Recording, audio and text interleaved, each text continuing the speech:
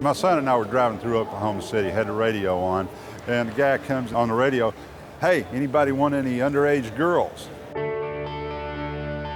One of the things that we saw that disturbed us quite a bit was seeing a van pull up with a woman driving, 5 or 6 girls that got out. It looked like they ranged anywhere from 15, 16, maybe 18 years old, but all of them very, very young. This one, she didn't even look 13, 14 years old.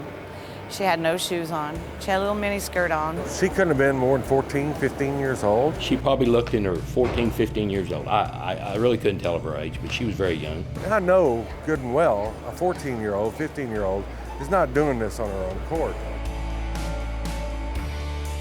I remember looking into the eyes of some of these young girls. They were not willing participants in this at all. I said, "I've got one question for you."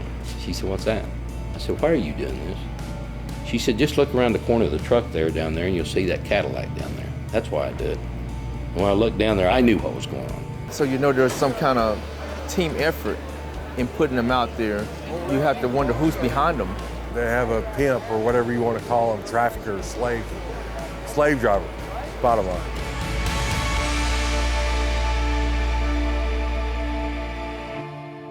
Sex trafficking is a form of modern-day slavery. It's when traffickers are using force, fraud, or coercion to compel an individual to engage in commercial sex. It also involves anyone who's under the age of 18 is considered a victim of sex trafficking, regardless of the use of force, fraud, or coercion.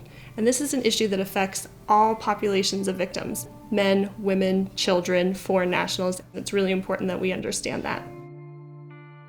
Human trafficking is a local crime that is happening to your neighbor's child. It is a crime that is happening in your city. It is a crime that could happen to your child. It makes me feel very uncomfortable because you know what? That could be my daughter. To realize that this is going on is disturbing. That's, for a lack of a better word, it just disturbs me. It hurt me. Nobody wakes up and says, "Gosh, I'd really like to sell myself on the streets today." That is something that is being directed by the victimizer, by the trafficker. And these kids find themselves in a situation they literally cannot get out of. This needs to be stopped, and these young girls ought to have an opportunity to have a life. Their life is being robbed and taken away from them at such an early age.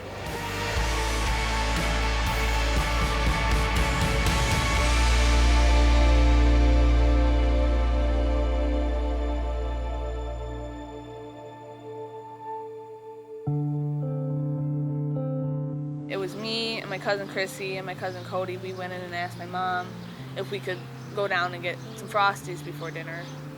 And she said, yeah.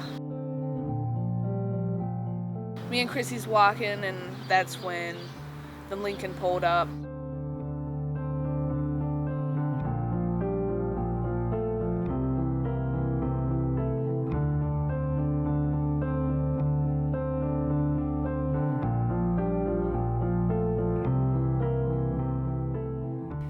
Human trafficking is the exploitation of human beings for either the purposes of commercial sex or forced labor, and the trafficker uses force, fraud, or coercion to actually make money off of that person's back. I think a lot of times people think about traffickers as one bad person who grabs a kid and somehow sells them on the street. But what we found in law enforcement is trafficking is often a team effort.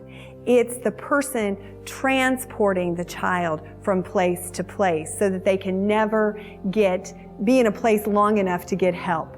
It is the person who actually lures the child in.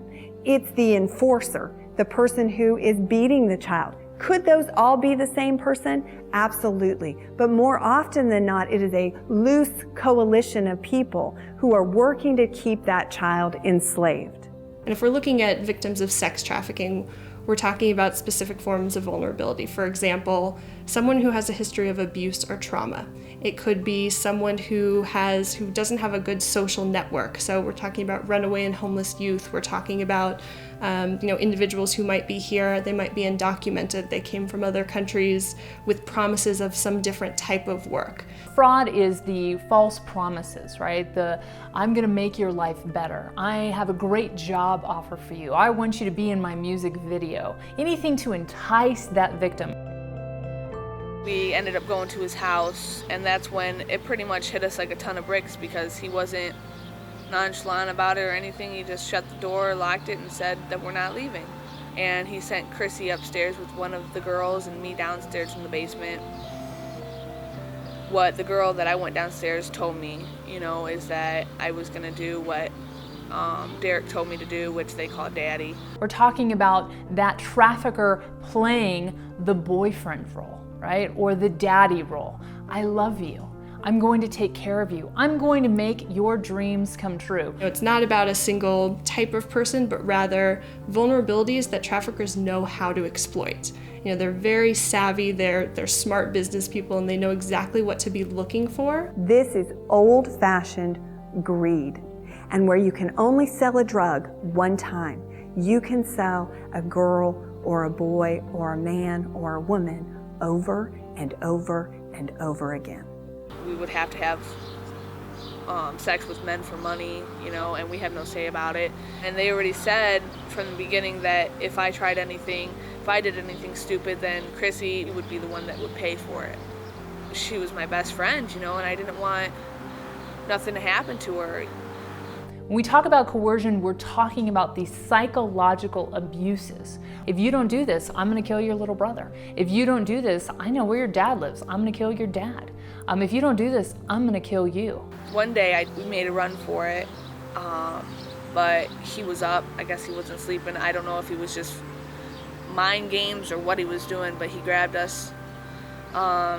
He threw me into the dining room table. It was glass, and busted me up pretty good. But Chrissy, he dragged up the stairs by her hair, like all the way by her hair, and threw her down the stairs, and did it again like 3 more times, busted her lip up, got her bruised, black eye a little bit right here. And it was really horrible to hear her screaming for me, and the 2 girls were holding me back and, telling me that, I have to watch this, that this is what happens if I try to do that, that I made it happen, that it was my fault, I should have never, tried to leave. And just seeing her flying down the stairs, it was pretty bad. Force is anything that you can imagine when that word comes into your head, right? It's the beatings, the burnings, the rape, the gang rape. Victims have been shot, they've been knifed, they've been mutilated and tortured in absolutely horrendous ways. I'm hard pressed when I hear people say that, some do it willingly and want to do it willingly. I don't think anyone would really want to be beaten and raped on a daily basis and beaten in the most extreme ways. Violence goes hand in hand with these type of cases, and it's used to break down the girls. It's used to discipline the girls. It's used to gain complete control over them. I don't think there's any real willingness of your victims, especially your child victims. And here we are, I'm 15 years old, my cousin is 14, and we're here at a truck stop, being forced to work it, being forced to go from truck to truck, asking, if the guy would like to have sex with us, and we're young girls, terrified out of our minds. At the truck stop, we were not together. She was God knows where, and I was over here. I didn't, one phone call saying, hey, she's acting up, or hey, she's trying to run, or she's trying to signal a truck driver that, that something's wrong, she's not acting right, and something could have happened to Chrissy, or vice versa. I mean, you couldn't see it on the outside looking at me, you couldn't see that something was wrong, but deep down in my eyes, there's something wrong. I was crying out for help, but I couldn't do it because, I didn't want to end up dead. I didn't want her dead and it be my fault. I mean, it's like they had us completely wrapped, completely controlled, to where we were brainwashed, to where we were like, okay, we have to do this or else, something bad could happen. I mean, who knows if they knew us well enough. They could have known where my family lived, you know, and killed them, you know, anything. Anything was going through my mind that, you know what, I have to do this or else something bad's going to happen to me, to my family, to my friends, anything, you know. And it's not something that you really see out on the surface, but it's happening, you know. Inside my mind it was happening, you know. I was scared, unbelievably scared.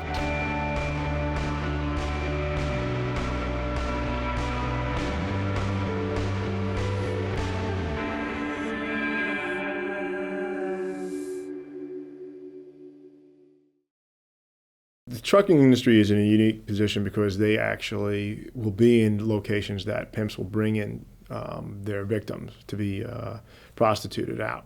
They're very transient. They move around a lot. So do your girls. Your victims are being moved constantly, whether it's through planes or cars that they'll just drive, or bus tickets, or through trucks.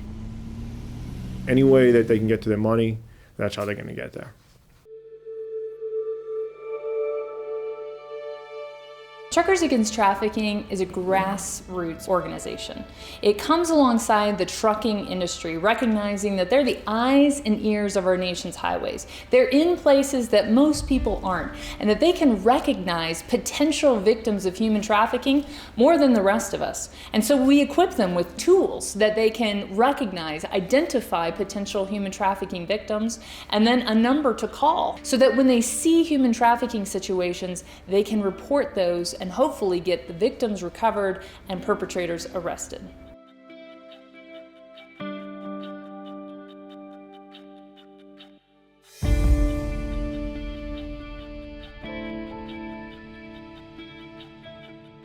The partnership between the hotline and Truckers Against Trafficking has been really exciting. As soon as this campaign launched, we saw a significant increase in calls about trafficking cases that were not being reported before this population was learning about the issue. Now you're talking about a really highly trained group of individuals that are seeing trafficking, they know where to report it, they're reporting it right away. They're often seeing it while it's happening. And so it's even an earlier intervention and action point than a lot of the other cases that we're getting. And as a result, we have seen countless investigations. We've seen countless victims who've been recovered by law enforcement. So this is just, it's so important that this population knows what to recognize, knows who to call, and feels comfortable doing that.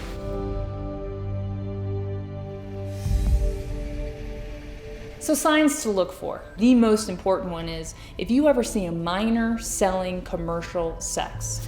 By federal definition, that is a child, that is a victim of human trafficking. There is no such thing as a child prostitute. But it's not just minors who are being victimized here. We're also talking about adults who are victims of the sex trade.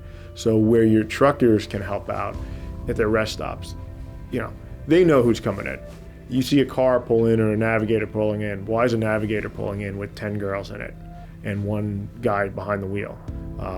And all of a sudden you've got a bunch of young girls walking out in revealing or lingerie clothing. So if you're in a parked location and you happen to see lights that are flashing, perhaps signaling that somebody is saying, I'm an available buyer, that should be a red flag. If you happen to hear CB chatter about commercial company or somebody needing to make a quota or somebody referencing their daddy or that boyfriend figure in their life, or if you're that local driver who is loading at a business front and you happen to see that unaccompanied minor or that minor who looks fearful or potentially is under the control of somebody else. What about branding? Do you see some tattoos claiming ownership over this person? This is a potential sign that you are interacting with a human trafficking victim. We've had cases come back from drivers already who are having conversations with people and asking questions like, are you traveling by yourself? And if they're not, who are they traveling with? When's the last time they've seen their family? Do they get to keep any of the money? Are they free to come and go as they please? These are important questions because they're going to help you determine whether or not this person has the freedom to walk out the door or not. So traffickers are continuing to exploit businesses for criminal gain, and they don't care where it is, whether it's that major sporting event or a big convention that's coming to town, or it could be a casino. Wherever it is, they're going to go where they can make money. Everything from hotels and motels, commercial front brothels, to residential brothels, to street-based prostitution, to truck stops. Those are locations that potentially those spaces could be exploited by traffickers. If you're in a bus terminal, this is a place where potential victims could be recruited out of. The more you look, the more you'll find. So what should you do in these situations? Well, first and foremost, make the call. We need you. We need the person who has identified the tip to first make the call. Call the hotline, 888-373-7888. It's always details, details, details is what helps us. Simple things that you can note. What's the vehicle? The color of the vehicle, the make of the vehicle, description of any of the occupants, the girls, how many, race, possible age that you think it may not be. If you can get a license plate, what state, what the plate is, that's fantastic. If you can get a description of who's driving it, who's in control of it. If you can take pictures say 1,000 words. And if you have a camera or an iPhone, whatever it might be, that's a fantastic piece of evidence and piece of information that we can use.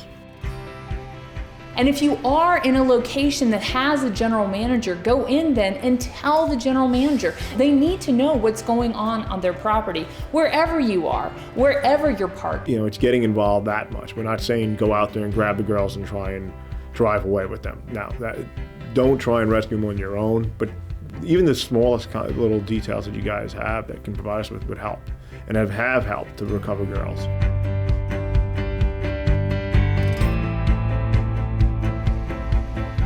So Truckers Against Trafficking, we work with national and state trucking associations. We work with large and small carriers. We work with local, regional, over-the-road guys.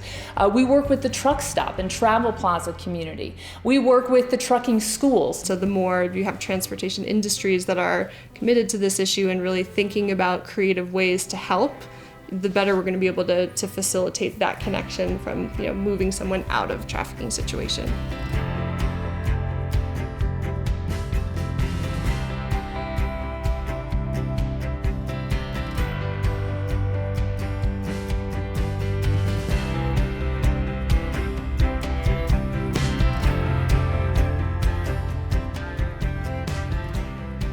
We're talking about loopholes that are getting closed to traffickers that were once they were able to so easily exploit.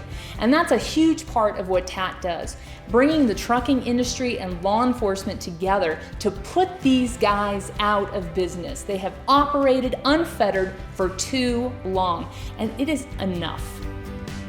Every one of these kids that are recovered and saved, what you have to remember is you're preventing hundreds of rapes going on. Every one of these guys that we arrest, that's preventing hundreds, if not thousands, of kids of being raped and abducted.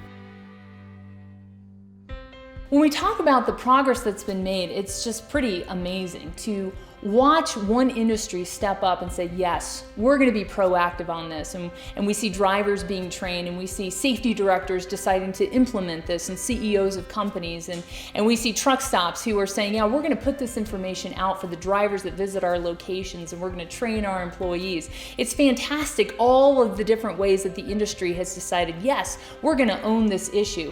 But we got to continue to reach the entire trucking industry. But imagine what will happen when we do. And then think about this. What if every taxi driver was trained? What if every bus driver was trained? Every gas station employee, every oil and gas worker where boomtown effects happen?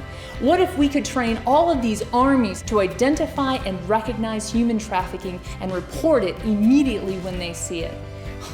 Where are the traffickers? What place are they going to have to go? Trucking has got this started, and that's why I say when we talk about who's driving change in this area, we have to talk about the trucking industry. This is working. What you're doing has been working, has had a significant impact, and we're so thankful at the hotline that we have this partnership. CDL drivers. We need to educate them about what we're talking about right here, human trafficking. We can make an impact. We can change everything that goes on out there by getting involved. Thank God what saved me was that truck driver that called in and said, hey, you know, this is whoever at the truck stop, you know, and we have some girls out here that look pretty young. 911. A couple of girls that picked up 167 trying to do business out here. Because this trucker made the call, I have an opportunity to actually have life. Without what he did for me, you know, a simple phone call, without that, you know, it would have been total opposite. But here I am, I'm sitting here with my mom, you know, I mean, and that all could have been taken away, but because of, you know, that trucker, I have, you know, a future. Oh, that trucker. The one that made that phone call. I think about him all the time. I have never met him. I don't know who he is, but boy, I owe him a lot. And if he ever sees this, thank you, thank you, thank you.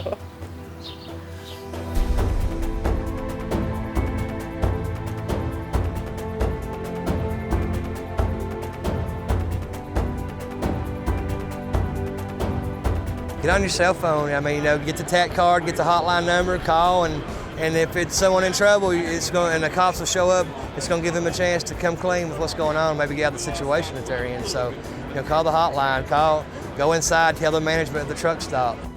I think it has to stop, and I think it's going to take us drivers stopping it and reporting what we're seeing and taking action instead of shutting our curtains and hoping it goes away. I am a team truck driver with my husband, Bob. I've been a 16-year veteran of over-the-road truck driving. I've been driving for 26 years. And I am a trucker against trafficking. And I'm a trucker against trafficking. I'm a trucker against trafficking. I am a trucker against trafficking. My name is Andre, and I'm a trucker against trafficking. And I am a trucker against trafficking.